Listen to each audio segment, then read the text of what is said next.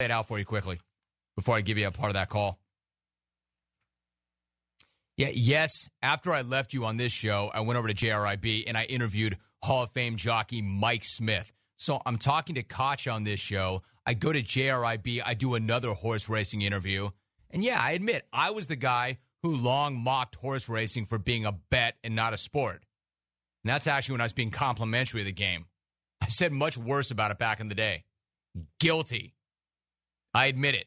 There is nothing more baffling to me than not caring even a little bit about thoroughbred racing my entire career and then having it become one of my favorite things ever.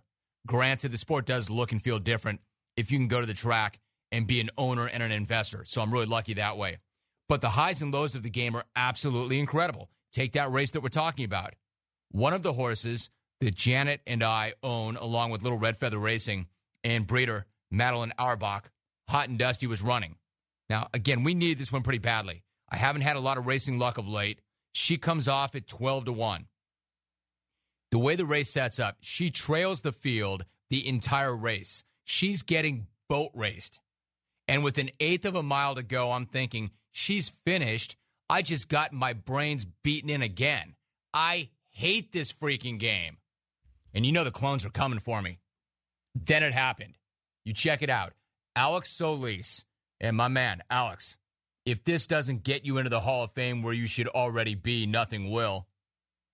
Alex Solis takes her outside, and she just explodes. What an unbelievable turn of foot. From last to first on a turf course with the rails at 30 feet and the last eighth in 11 flat if you need her. If I'm talking over your head, let me put this in terms you can understand. She ran her eyeballs out.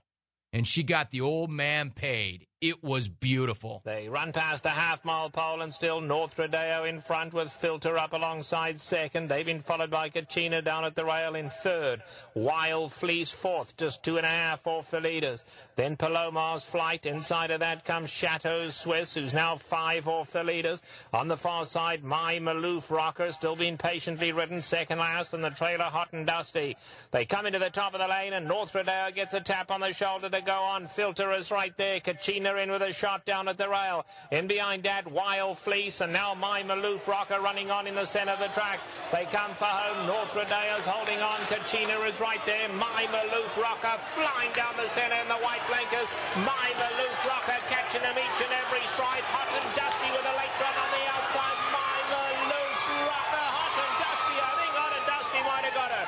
My Maloof Rocker's right there. Palomar's Flight ran on to be in a photo with North Rodeo for third. See, you heard that. That was a photo, and even Trevor Denman said at the very end, I think Hot and Dusty might have gotten it. I mean, she just exploded. Like I said, what an amazing turn of foot. I've said it before, I'll say it again. I have never felt so good to be so wrong about anything in my life.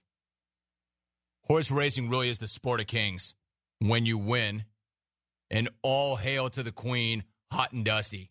It's like the highs feel so good, and even the lows in a weird way hurt so much they kind of feel good.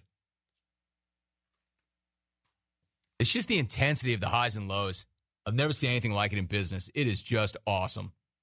And at the risk of pushing my luck, War Valkyrie Missile in the third at Santa Anita at about 2:04 today. It's a good start to the weekend.